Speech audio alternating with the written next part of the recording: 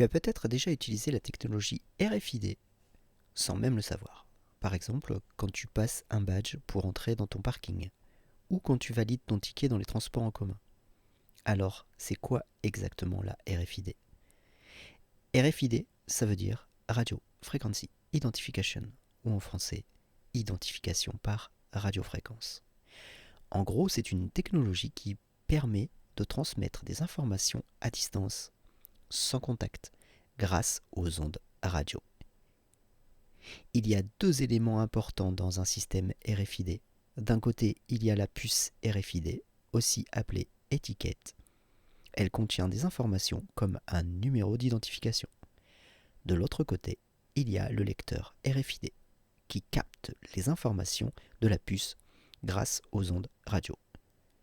Quand tu approches une puce RFID d'un lecteur, celui-ci lit les informations, un peu comme un super scanner sans fil. Et tout ça se fait en quelques secondes, sans même toucher l'appareil.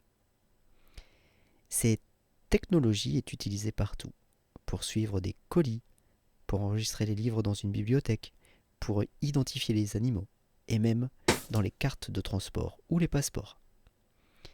Grâce à la RFID, on peut gagner du temps, éviter des erreurs et mieux organiser les informations. C'est une petite puce, mais avec de grandes capacités.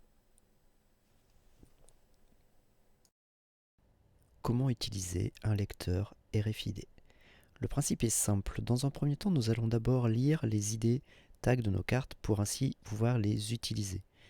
Il suffit simplement d'écrire un programme qui va afficher les informations d'une carte RFID sur le port série.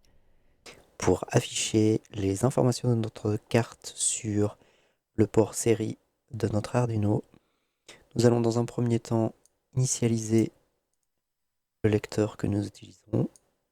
Donc nous choisissons comme boucle celle-ci où on a une partie initialisation et ensuite boucle.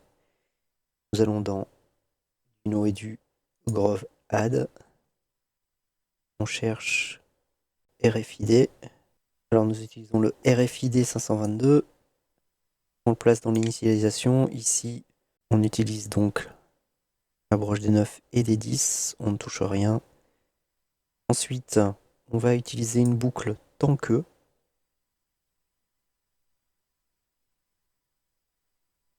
On va tester s'il y a la présence d'une carte. Donc ici, on fait un test. On supprime cette partie et on met lire le code. Alors, tant qu'on a une carte, on va lire le code. Ensuite, dans notre commande, on veut communiquer, donc écrire sur le port série. Et comme message, on va afficher le code. On lit le code. Une fois les ID tags récupérés sur nos cartes ou nos badges, nous allons pouvoir utiliser ces derniers dans différents programmes. Nous utilisons ici des cartes pour allumer le logo avec un scénario différent en fonction de la carte présentée. Nous pouvons par exemple utiliser une boucle si qui nous permet de tester si on a un ID tag qui correspond à une valeur pré-enregistrée.